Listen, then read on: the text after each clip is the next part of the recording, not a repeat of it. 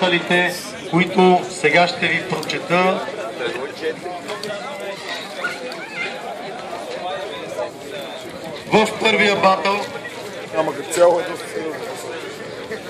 В първия батъл ще видите Павлин Пенев с номер 9 срещу Момчо Терзийски с номер 17.